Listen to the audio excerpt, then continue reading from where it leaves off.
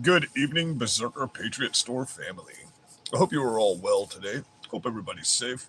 It was a crazy day, weird day, another one. So, I guess this is just our new normal, right? Every day, either some kind of hoax or something happens, or now we're striking countries, which doesn't bother me one bit. So, we're going to jump right in tonight with Trump admin conducts over 50 strikes on ISIS targets in Syria. So, let's get into this. Because what I wish this headline was saying was Trump admin conducts over 50 strikes on ISIS targets in America. That's what I wished this situation was happening, but it is what it is. So, there's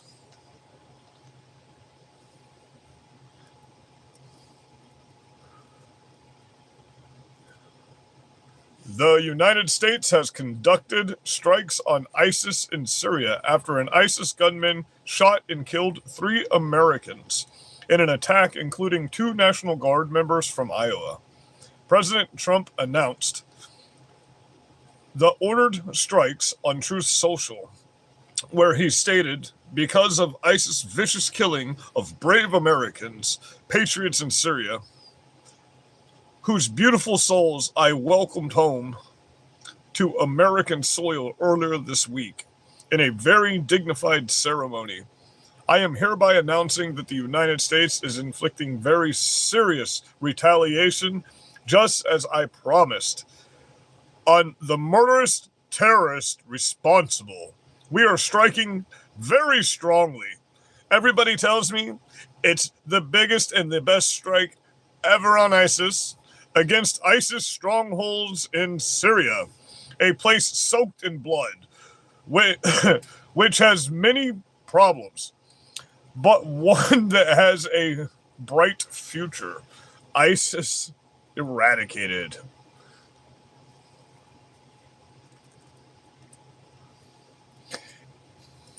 Because of ISIS' vicious killing of brave American patriots in Syria, whose beautiful souls I welcome home to American soil earlier this week.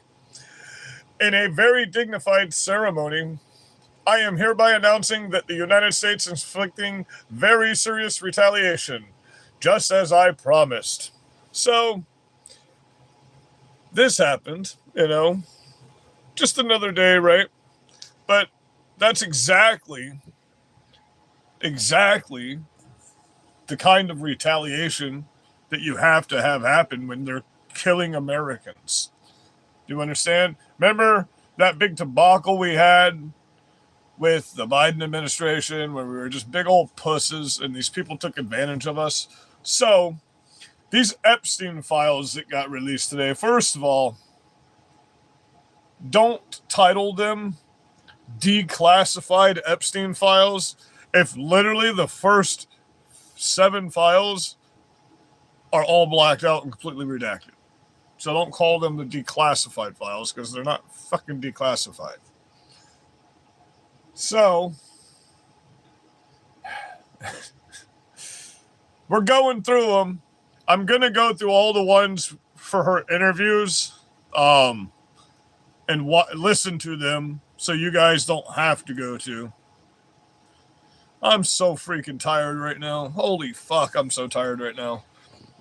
I busted my ass today at work. Okay.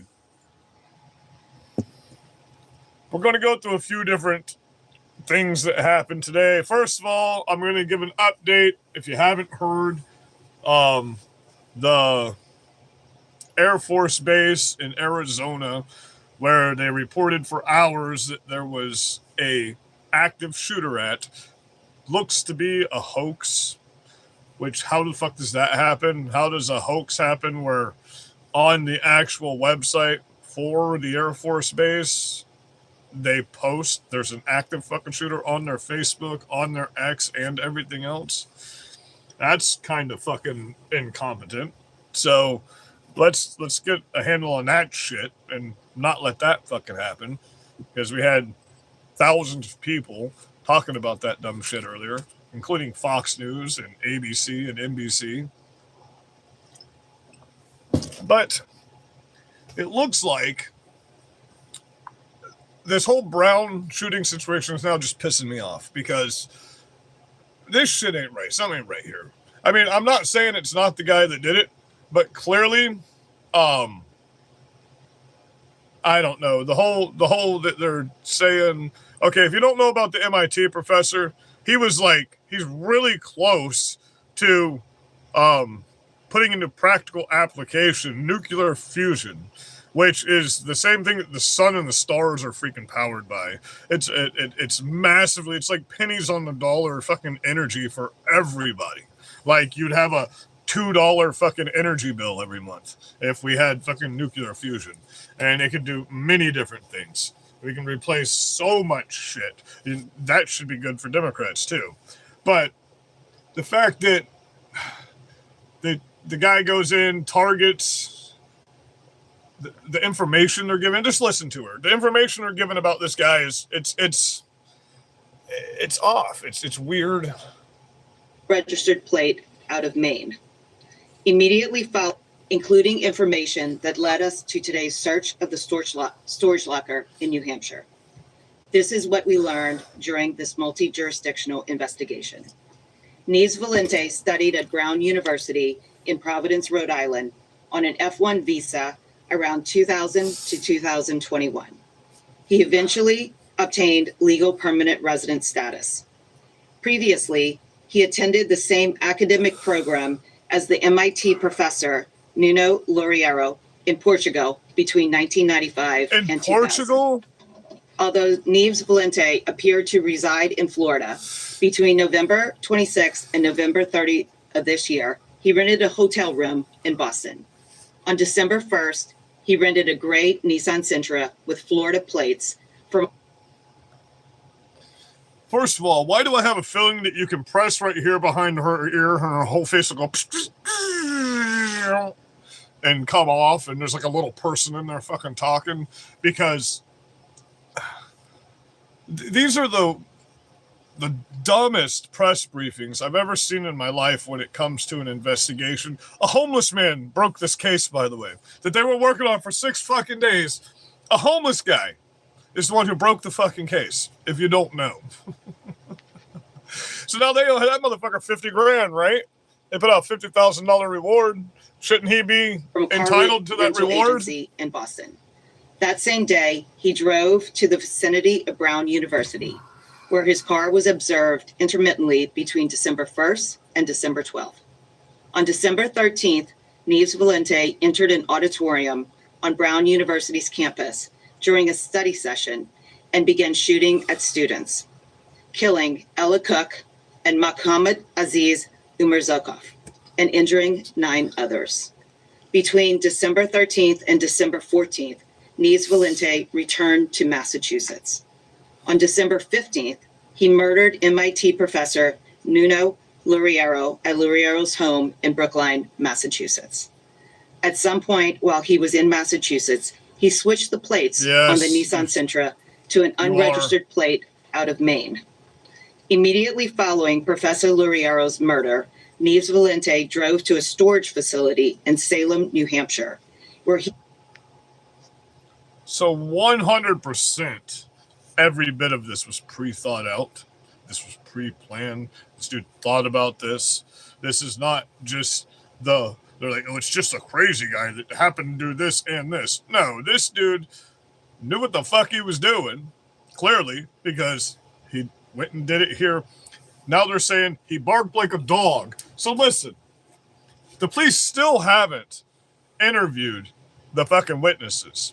And the 2 witnesses that were interviewed both said the dude screamed Allah Akbar. Okay. And then another witness said he had a big ass fucking long rifle.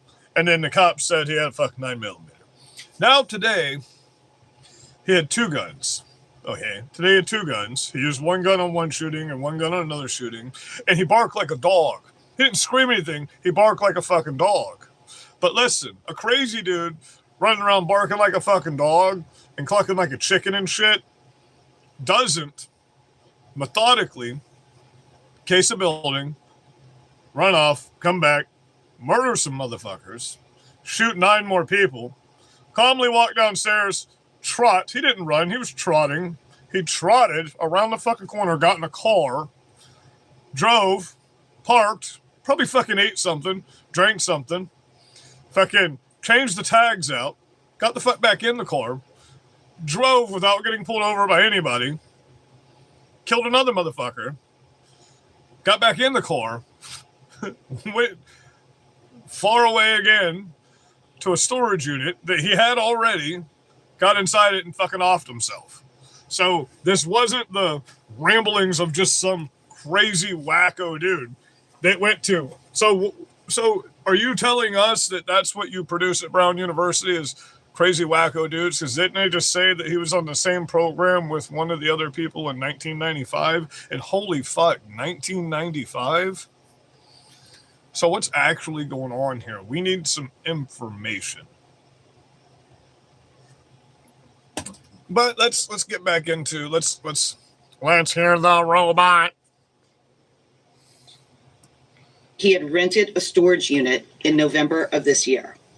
Since the December 13th shootings at Brown and the December 15th shooting in Brookline, state, local, and federal law enforcement officials have been working hand in hand around the clock to identify the shooter and prevent him from inflicting further harm.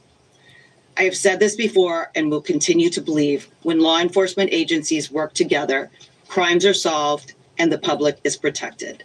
The information we provided to you tonight would not be possible without the dedicated men and women of law enforcement in multiple districts throughout New England, including the FBI, ATF, HSI, the U.S. Marshal Service, Massachusetts State Police, Rhode Island State Police, Providence Police, Brookline Police, and the Brown University Police. In addition, prosecutors for the Rhode Island Attorney General's Office and the Norfolk County District Attorney's Office, and federal prosecutors from Rhode Island, New Hampshire, and Massachusetts all contributed to this result. I also want to thank Attorney General Pam Bondi for her support in coordinating the federal response. Can you tell us anything about his motive and the 2 sets of victims and how they might be related, how he might be related to them? That is not information that we can share right now, but as soon as that information becomes available, we will share that with the public. Are you able to say anything of what led you to link the 2 crimes, perhaps initially? Questions so we can hear you. Yes, the question was how were we able to link him to the 2 crimes? So investigators identified the vehicle that he had rented in Boston and then drove to Rhode Island. And the vehicle was seen outside of Brown, and there was security footage that showed a person who resembled him. There was financial investigations that were going on in the background that linked him not only. Yeah, so they're saying this guy killed the Brown University people, and then this professor, or the professor, and then the Brown University people. They're not putting they've said it both ways. They can't get the story straight. They still don't know. You don't know exactly what gun it was. Well, what gun did he off himself with? You know what I mean? Did he off himself with a rifle, or did he off himself with a fucking 9mm? You know, I mean, some of these answers should be very simple and very easy, but it is what it is. So there are some pictures that were released with the Epstein files. Haven't had a chance to go through them yet. Just got off work. We're going through all that shit. Don't worry. I'm going to go through a bunch of shit tonight. They got the first batch of bullshit is all redacted, completely blacked out. Hold on. Here, I'll show you. I got it all down here in a hold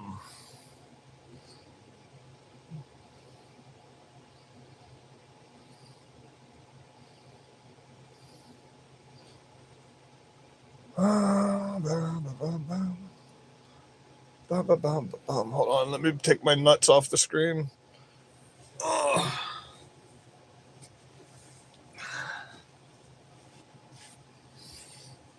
So you get into this, and you got shit that you got to download. So I got to download all this stuff still. And then you get into the next one. You got the first phase of the Epstein files. That's just the Transparency Act and the new bill that got put in and all that stuff. Bondi evidence list versus Maxwell. So look at that. I can't read it. I know you can't fucking read it. And then when you make it bigger, see that it's all garbage. All of this is garbage. This is just bank records and fucking shit like that.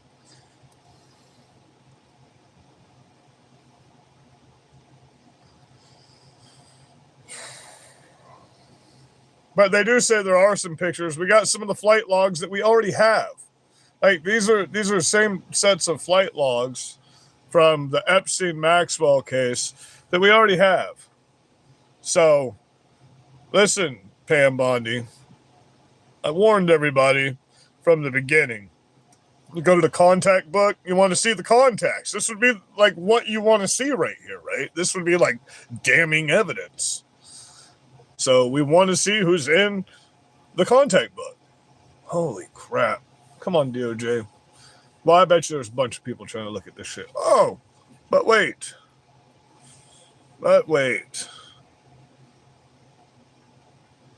Darn. You can't, can you?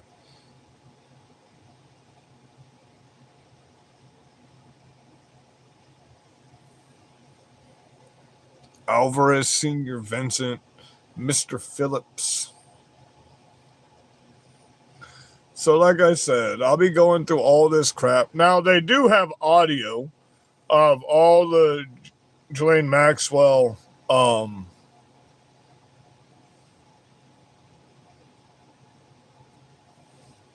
confessions, I guess you would say. So if you go scroll right down to the end here, they're talking about what Bill Clinton here. She exonerates Bill Clinton. So we need the actual unredacted information. So if you want to find anything, you go right to the Department of Justice website, you click on it, and then you just scroll right down. It's right at it's called the Epstein Library. So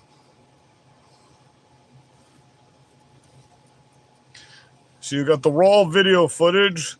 This is going to be all the prison footage right here. There's so many hours of this shit. So I got to get in and watch this so you don't have to sit and watch fucking 44 hours of footage with me. And you can't just scroll through and watch what's popping up. It doesn't let you. I was like, fuck, and you can't fast forward it either. It's like, so yay. I get to sit and watch people walk back and forth in a fucking basically solitary confinement cell. And then we got the Maxwell transcripts, which there's quite a few. Now these I haven't been able to go through before, so we are continuing with the recorded proffer of Ms. Maxwell. The time is now 3:10 p.m. Thursday, July 24th. Obama's wife watches me, man, or his husband. What is? Sorry, I'm just going through my notes. Well, we talked a few minutes ago about this birthday book that there's been press about. I understand you don't remember anything with President Trump, or a lot about the book anyway. Oh wow! Do you remember asking? What are the fucking? I swear to God, I haven't heard any of these. What are the fucking odds that I randomly clicked in the middle of these and it just happens to be them talking about Trump right off the bat? That's pretty fucking. That's luck. That's not skill. That's fucking luck. Let's rewind that though, so you can hear what he just said. We are continuing with the recorded proffer of Sorry. Ms. Maxwell. The beginning's The always time hard is like now that. 3:10 p.m., Thursday, July 24th. My colleagues have written me a couple of questions I think I may have forgotten to ask you. One is, sorry, I'm just going through my notes.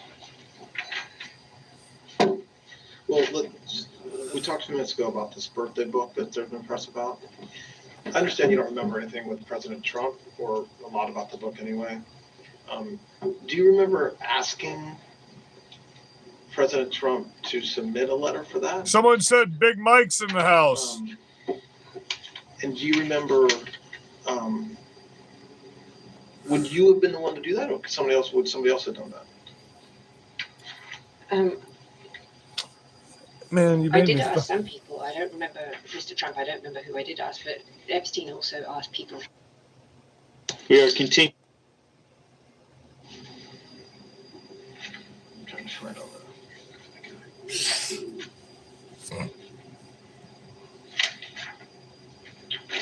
Where is it? You mentioned Ehud Barak. Yes. What was his involvement? This would have been in the later 2000s, so I do not know how they met, but I do know that they, I don't know if friendly would be the right word, I don't know that, but I know that they saw each other, and only because my father, you know, anything that touches This Israel is the clip in or, full. I just played the clip in full, you I'm always dickhead. interested in because Watch, I'll start it over again, people, for this retard. It's gonna be real loud. We are continuing with the recorded proffer of Ms. Maxwell. The time is now 3:10 p.m., Thursday, July 24th. My colleagues have written me a couple of questions I think I may have forgotten to ask you. One is, What he means to say is start with the. Good afternoon. We are continuing the recorded. still focused on the 90s time period, with understanding that could spill over into the early 2000s, but still that part of your life with Mr. Epstein. There's been public reporting about conduct by Mr. Epstein and others at Little St. James. yes. So can you talk about the frequency with which you went there, and address some of those, some of the reporting, namely around young masseuses or young women who would be present, and what you observed relating to them, and then I'll ask questions around that. So, if I'm right, he purchased the island in 1996. They call the girls that were sexually abused masseuses, just so you understand. And he was friendly with the owners. And originally, we went to the island as guests of the owners. And then, I guess at some point, the owners told him they wanted to sell, and he decided to purchase it. So the island was very rustic. I loved it. Of course, had completely different ideas. And I would say there was none of what you were describing at that early period of time. She's a fucking demon. The frequency was often on the island, because he loved it. He really, really loved it. And we would go all the time. Oh, there's princes and kings on the list. Mostly, all the early phase was based on improvements that could be made on the island, always going with new Everyone that's architects, on this new list that hurt designers, children should new be construction people. I'd say the first wood chippered.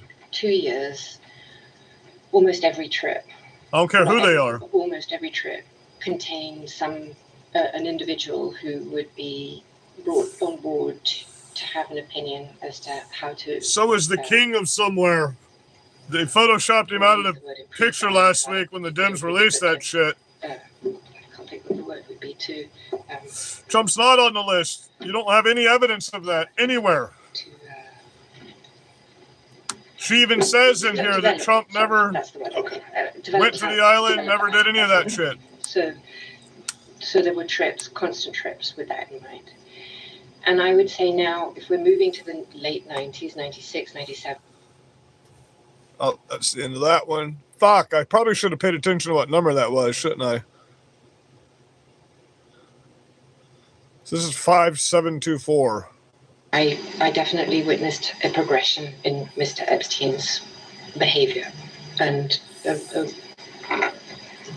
a modification, if you will, where in the past, in the early 90s, I don't remember traveling so much with other people, or there'd be a masseuse or a yoga person, but now he started to travel with more, always a masseuse, whereas in the past it wasn't always a masseuse or always an instructor. There was now starting to be always an individual or a friend or whatever. There's always a, like, maybe the word would be entourage. But these were always people in their 20s, late 20s, early 30s, as my memory sees it, as I observed that time. And he tasked me with finding a local masseuse for him in St. Thomas, because sometimes, even though I say he would always travel with an entourage, sometimes he didn't, and he wanted to have a massage locally. So I visited the spas that were local in St. Thomas and in St. John. And if I met someone in words, and that way there's no second guessing with what I'm saying. Herself said that recruited her. What? What the fuck? Those are own words. Where was I going with this?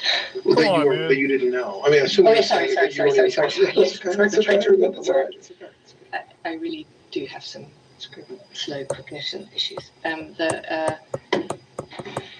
So she says, she testifies that it was that recruited her and trained her and not you. So wait. So then, in her first FBI meeting, she reports seeing a woman with short dark hair at the house, which then is used as evidence that that person. So, everybody in the comments here and on the channel right now, put a 1 in the comments if you want me to do an entire live where we just listen to the testimony of Ghislaine Maxwell and all the people they talk about. But unfortunately, the bloop bloop, I'm going to see if there's a fucking app that can take that shit the fuck off of there. We're going to find a way to get that burp off of that fucking video.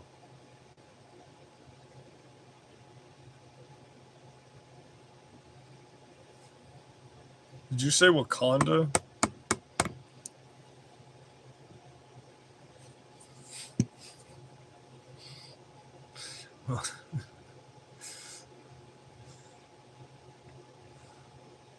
Let's do a geography lesson for you.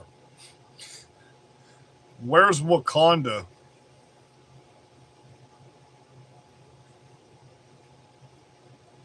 Wakanda is a fictional, technologically advanced African nation, usually located in East Africa, near countries like Uganda, Kenya, and Tanzania, sometimes near Lake Victoria. Its exact location changes, but it's known for its resources and culture. Now, Wakanda is a fictional, technologically advanced African nation. I only point that out because there's all those videos out there where these young white women in college actually think Wakanda's a real place because it was in a fucking Marvel movie. Oh. Okay.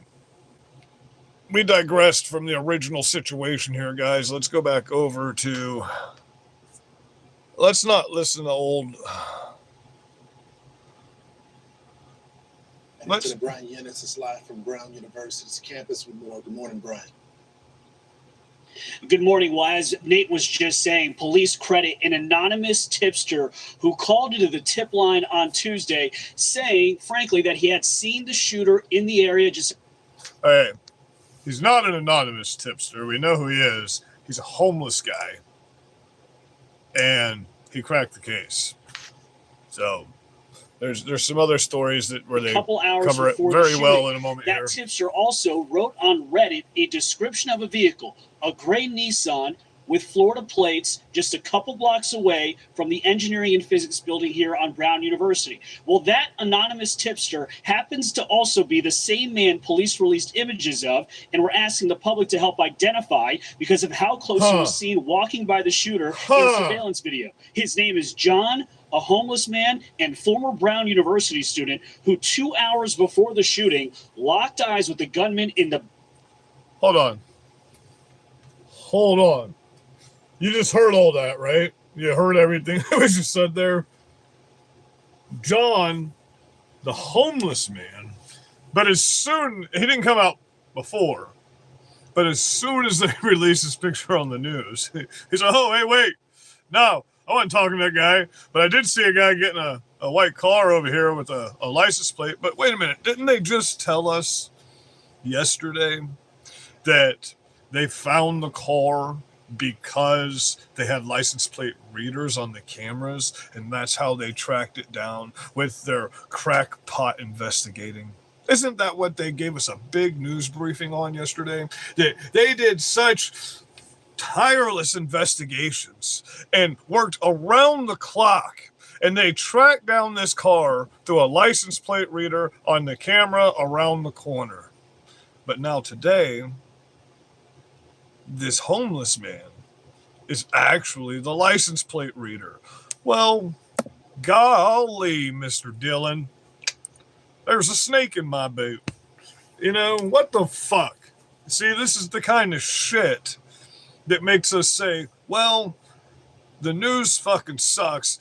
You know what? The only one that was covering this right, besides people on social media, was Jesse Waters. And he was blowing this shit out of the park. He was calling these people idiots. But everything they said contradicted the direct next news briefing they gave. Every single time in this entire thing. And now this is very convenient that this same guy is the one who murdered both of these people. You know, it's frustrating. But let's get back into the fact that the homeless guy cracked the case for him. In the basement area across from the classroom where the shooting took place. John said he was suspicious of Claudio Neves Volante and followed him out of the building into the neighborhood where the two played a game of cat and mouse. This surveillance video shows the gunman running away from John, that who would was following him. John why he was running like that. Remember we were asking that? Notice him, that would explain his car, and walk away. John confronts the shooter and says, "Your car is back there. Why are you circling the block?" The suspect responds, "Why are you harassing me?" Now, based on this tip, investigators say they reviewed surveillance footage and found a car matching that same description. Police then used flock cameras, license plate readers to identify the car. Neves Volante said they said that he put a Maine license plate over his Florida license plate, which made it a little bit difficult, but wait a minute. Didn't they literally just say that the homeless guy was laying around the corner and he saw the white car and the license plate and the Florida tag and he told the cops about it? But now, again, they're saying it was the license. Come on. Seriously. Just make up my mind for me. Was it the license plate reader or was it the homeless guy? Eventually, police traced that car to an Alamo car rental company in Boston. They matched the images. Exactly. They traced the name, and that's where they were able That's to. That's a problem trace that we even have to ask that fucking question. To a storage That's a problem. Under his name in Salem. Now, yesterday, I pressed police as to why a citizen is the person who noticed and grew suspicious of Neves. Oh yeah, my social credit score is down. It's negative 5 million. What are you talking about? Why did it take a citizen to notice a suspicious person right next to Brown University and not the police? And also, how long was the vehicle parked where it was And was it days, hours, minutes? What are we talking? It appeared to be days as far as the evidence. Why would it? Was eating peanut butter at that time. But listen, America's a beautiful country, right? It's the only country in the world where even our homeless people are fucking obese and can just walk into colleges because they used to go to school there. Beautiful country. Can't get that anywhere A else. civilian observed that to be suspicious. It's a great point. And I like the fact that you're mentioning that and bringing that up. That's what we should all be doing, right? Hold on. And it's just personality. Some people are more interested in finding out what others are doing. And this particular, it's a great point. And I like the fact that you're mentioning that and bringing that up. That's what we should all be doing, right? And it's just personality. Some people are more interested in finding out what others are doing. And this. And was it days? Did he say hours, civilian officer? It appeared to be days as far as the evidence. Why would a civilian observe that to be suspicious? It's a Okay, great point. observe that. And I like the fact that you're mentioning that and bringing that up. That's what we should all be doing, right? And it's just personality. Some people are more interested in finding out what others are doing. In this particular case, this person decided that he wanted to, and I'm glad he did. Investigators described John as an extremely articulate witness. John does happen to be a homeless man who was, we're told by a source, living in the basement area of the Barris Holly Engineering and Physics building, which of course opens up a whole new set of questions about the security of that building and why that was happening. But right now, John is the hero, and the AG says he deserves every bit of that $50,000 reward. Guys? Yeah, clearly, I mean, Brian, he had the wherewithal and the information that led police directly to the suspect, and they. And hold on. I didn't mean to do that, man. In this particular case, this person decided that he wanted to, and I'm glad he did. Living in the basement area of the Barris Holly Engineering and Physics building. So was this dude just like laying in the bushes out there waiting for people to be gone so he can go to the basement? Does he have an agreement because he used to go to school there? That is a little bit of a weird situation, considering this school is known for all the pro-Palestine, pro-Hamas, pro-fucking everything, fucking liberal fucking arts fucking you could think of. They got homeless people living in the basement, but your kids have to pay $70,000 a year to go there. And do you have to use a class card to swipe to get in the door, to get into the fucking basement, by the way? That your kids have to pay like $250 for if they lose it. Just wondering. You know, just wondering. I mean, I ain't got nothing, whatever. Gotta do what you gotta do. You know what I'm saying? I ain't got nothing on him. I'm talking about Brown University's security measures when it comes to keeping these full-ass, I get a cop calling saying these kids, these full-ass grown adults that go to fucking college safe. That shouldn't have to be a statement. That shouldn't even have to be words that come out of our human mouths. We have to keep these full-grown ass adults from the age of 18 to like late 20s safe. What the fuck? No. The fucking 6 on your side should be what keep them safe every single time. Because if all of these kids were fucking armed when this dude came in there, nobody would have died, more than likely. Nobody would have died except for the murderer. If everybody's armed every time one of these wackos go in to do what they're doing, they're probably not going to succeed. Or they're probably just not going to fucking do it. There's a reason they didn't do stuff like this in my generation. Because every teenager had a shotgun in the back window of their fucking truck. And they knew if they went to a school and did some dumb shit like this, you got a bunch of rednecks in fucking trucks that are on the shooter club. Fucking... it'll deal with it. Teachers that carry firearms. We had firearm safety classes in middle school down here in Florida. I don't know what y'all do up there in fucking north, but I mean, you should be well versed. Everybody should be well versed in how to use a firearm, period. Everybody. If you're in America, that is. Sweden does their part, you know. Sweden arms their people when they turn 18. They give them a free fucking AR-15. Fuck yeah, Sweden. Run that shit. You know, they got free fucking ranges for people to go shoot at. They got one of the coolest ranges in the world. It goes over a fucking highway. It's cool unless you're driving on that highway, I guess. You know what I mean? But anyway, I digress. Let's get back into the news. Yes, I am a 100% constitutionalist. I believe in the Constitution of the United States. I believe the moment we started taking God out of this country is what ruined this country. I think that all these kids bragging about not wanting to have children is the destruction of the West, plain and simple. And I think that we're going to have to be working side by side with robots in the next fucking 2 years because we don't want to mass import all these fucking third world, low IQ, fucking very violent people. And it's nothing to do with like your race other than the fact that they've done scientific studies on different animals that prove that melanin and aggression are tied to each other. So I have darker skin and I just happen to be a little more savage and fucking every few generations it will switch. Never like this though. This is the end of the world, man. This is Revelation. This is it. This is the big hoo-hoo. We're in the tribulation. See, this next generation, Gen Alpha, only has 42 million people. There's no more America once their generation is the majority generation. There's no more America. There's no way to fix that unless a bunch of people start fucking having babies right now. We've never had this low of a population ever in America. No country's ever bounced back from where we're at right now in the history of time. Ever. But it is what it is, you know? I mean, like, starting to have babies right now doesn't fix the problem that we're in, that everybody's like, oh, God, nobody's working. Well, there's no young generation to work. Like, the 18-year-olds are literally half of what we were.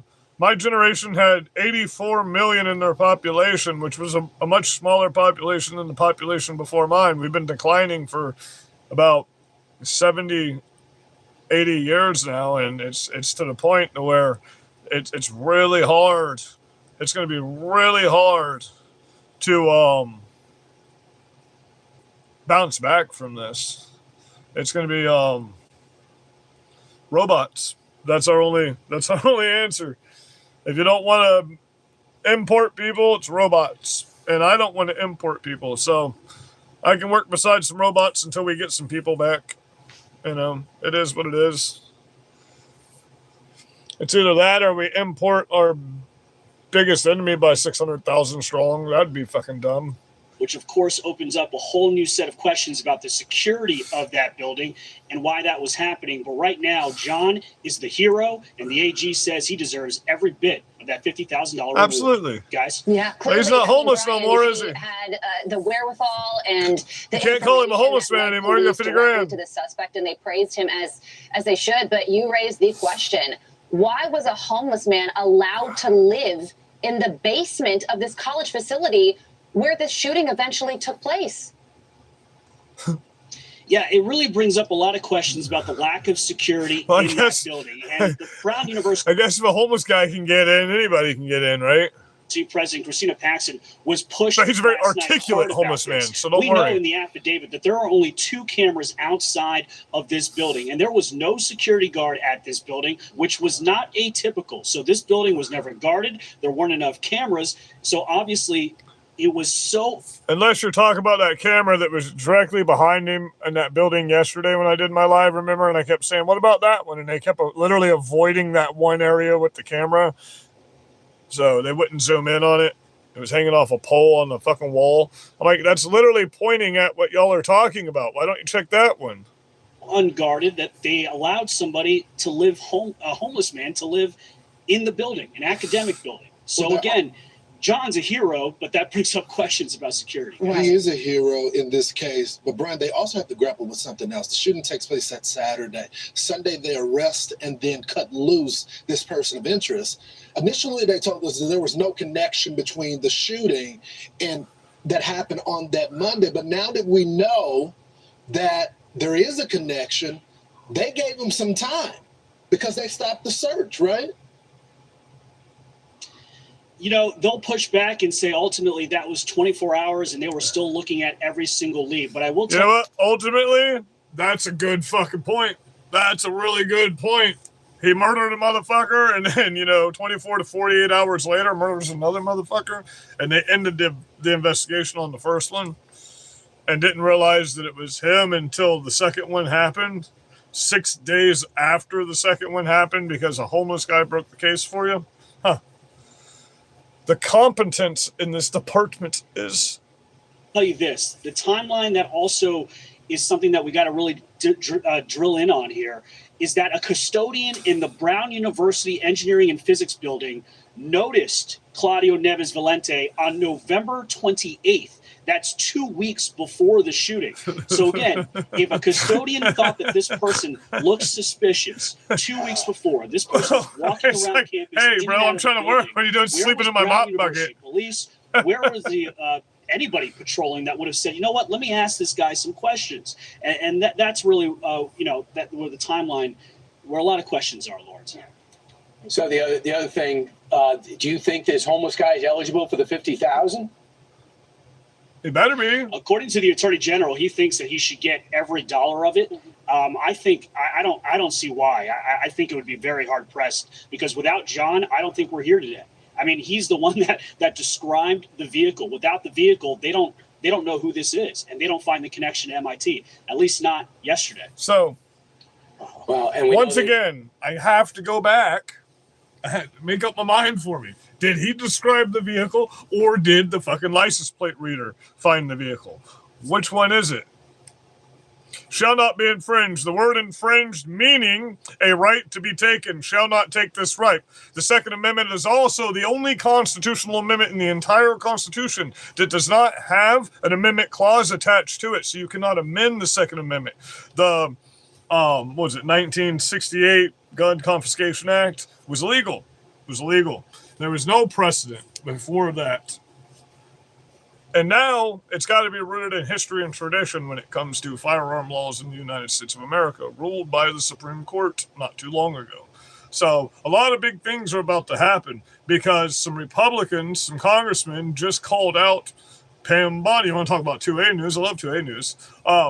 Just called out Pam Bondi for being a piece of shit and liking to confiscate and expand red flag laws and stuff like that. And said, hey, you need to do this right now. So all the suppressor shit, all the short barrel shit, the ATF just got caught with their pants down. They got caught in a fraud scheme. So that's about to blow up. That's working on one of my lives coming up this week. We're going to be talking about that. I'm trying to get some interviews set up. I don't know if any of you guys know who Heavy Duty Country is, but we speak on X, and I'm trying to get some interviews set up with him, because he's got the inside with attorneys on retainer who are helping sue with the NRA and the gun right advocates right now that are suing the federal government for all kinds of stuff. But the problem is none of this, as long as they just keep willy-nilly passing gun laws, like what was it? Was it California or Tim Walz? Tim Walz just signed bans, just outright bans in his state on guns. No state, county, or anything, federal law, can go against the Constitution. None. It's non and void. Anything that's contrary to the Constitution does not exist and is non-void, and law enforcement is not supposed to take that order. But the problem we have in the world right now is you can't find me one cop on this planet that knows the Constitution. They can recite even the first 4 amendments of the Constitution to you, much less your 5th Amendment right. You know what I mean? So until we have cops that understand what the Constitution is, until we have representatives that understand we, the people, are the power of this country, and that they're not an authority over us, we're an authority over them, and they are to here to do our will, not the other way around. They are not here to be big government. They're here to be small government. That's what the forefathers wanted. We have to shrink the government. We have to fire hundreds of thousands of people. We have to end the ABC corporations. We have to put the power back into the hands of the people. The militia needs to be the law enforcement of the union, like it's supposed to be. It states that 15 times in the constitutional amendments and in the Constitution itself that the militia is supposed to be trained, funded, and released as the law of the land when it comes to insurrection, extreme unrest, and invasions of this country. So we need to get back. That's a good way to have community too, because when every single town has a militia and every state has a militia, you have community. That's what we need. We need people to get back to community-oriented thinking. We don't need to be sitting inside all day. We need to be outside. We need to meet our neighbors. Everybody, I give you a challenge for the week. Go and meet 5 of your neighbors. 5 of your neighbors. Knock on the door, be like, hey, I live right over here. We ain't never met before. What's up? This is my name. What's your name? Hey, you guys want to have a barbecue one day? Hey, do you have a safety plan set up in case there's a natural disaster or some crazy shit happens, like a plane crashes into one of these houses and fucking jet fuel goes all over the neighborhood, or a train crashes and we have to fucking evacuate, or a bomb drops or some shit happens? You know what I mean? If we all just get together and we work with each other to keep our own community safe, then everybody's going to be safe. If everybody helps everybody, nobody needs help. We don't need a government. We don't need to take people's tax dollars. We need the churches to step the freak up and be churches again. And we need the Democrats to stop trying to just take everybody else's shit and give it to people that don't do anything to earn it and just to get votes. We need to get back to politics being politics. We need to have a curtain separating everybody. Nobody talks about who they voted for. Like, and the only time we talk about politics is when it's time to fucking vote. How about we just get back to having auto manufacturing in our country? You know, we'll have a great country again. If we can get auto manufacturing back, we can get all of our warehouses back, we can get everything back. When you can just walk down the street and find a job making $25 an hour, plus benefits, plus you get insurance and shit like that, and it's a good fucking job, you know, you'll be a lot happier. McDonald's isn't the way to go.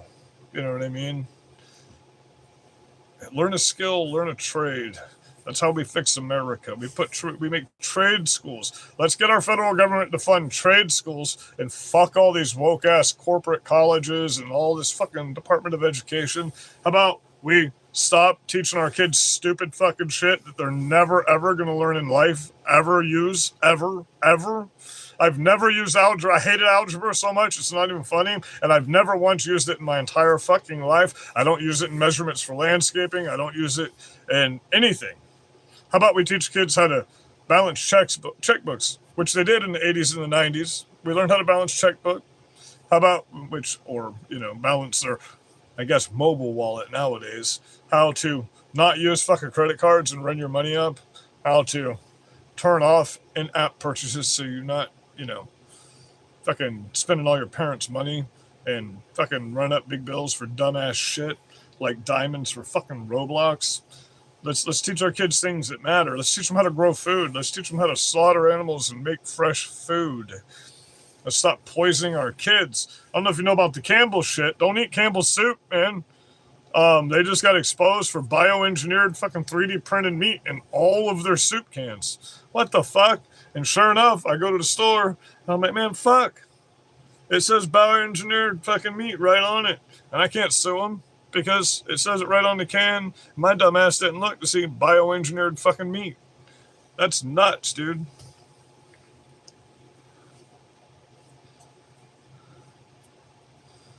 What about the 1836 Harvard Law Library? What about it?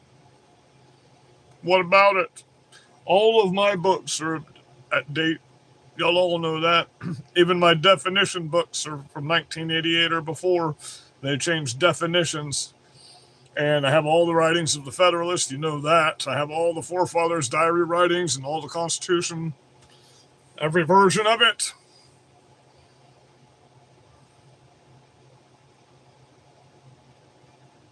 How did a dictionary teach me a constitution? There's no constitutional writings in the dictionary. That doesn't make any sense. The Constitution taught me a constitution. Constitution in school. School taught me the Constitution as well. We actually learned history and shit like that when I was in school. You know, We said the Pledge of Allegiance to the flag every morning.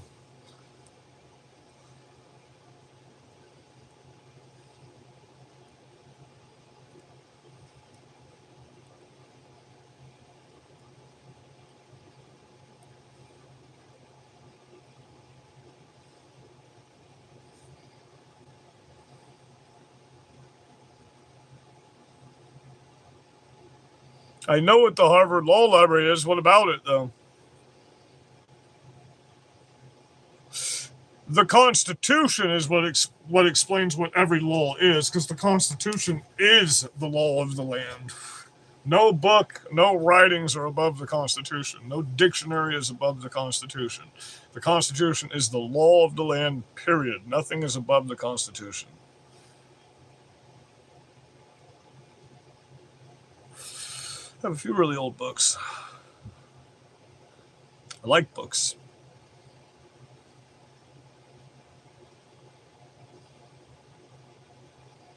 Absolutely it does, and they explain the definitions and meanings in the back of the original Constitution. If you have a big, full-size leather Constitution, and no, they don't have the legal definitions for any of the constitutional amendments in the dictionary.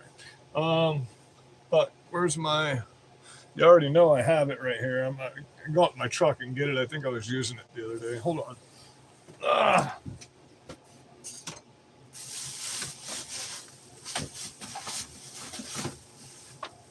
Yeah, they only have, so they don't have the definitions for every single word in a Webster's dictionary, though. Like in the A's, when you go through, it doesn't have every single fucking word in there, unfortunately, especially when it comes to constitutional or legal words. But you can use you can use the Harvard Law Library. There's many different U.S. law libraries you can use, though. But you would have to go off of the old, absolutely 100% off of the old Harvard Law Libraries. 100%. You can't go off anything new because all the laws are changed to the point where they don't match the Constitution at all. But no, you were 100% correct on that. You focus on it, huh? Okay, I'm a constitutional scholar and a constitutional facilitator. I understand. I love the Constitution, and I focus on it as well. That's why I read the Constitution on here all the time. I read what the amendments are supposed to be said. And the forefathers, there's writings from all of the forefathers, by the way, on what they actually meant for the things in the Constitution to mean. And it also says in the Constitution, Benjamin Franklin or Thomas Jefferson, I think it's pretty much Benjamin Franklin, instead of trying to squeeze what meaning you can get out of the Constitution, instead go back to the time when the Constitution was written and take it in the meaning and spirit of time for which it was written. So the Constitution is not supposed to be dictated and changed all the time. Amending the Constitution was not a thing that was meant where, we can just willy-nilly change constitutional law, because the First Amendment is a very important amendment, but the most important amendment is the Second Amendment. That's why it's the Second Amendment, right to keep and bear arms. The forefathers strictly did not mean that for hunting whatsoever, because everybody already hunted before we had a Second Amendment, and everybody already had firearms. But the right to keep and bear arms and the right to mobilize a militia to keep your community safe is a fundamental God-given right to the American people that shall not be infringed for any reason whatsoever. It's also the only amendment that says shall not be infringed, Otherwise, other amendments would say shall not be infringed. It's pretty fucking cut and dry. Shall not be infringed. It's pretty cut and dry. There's no way around it. You can't even interpret that any other way. Shall not be infringed. Period.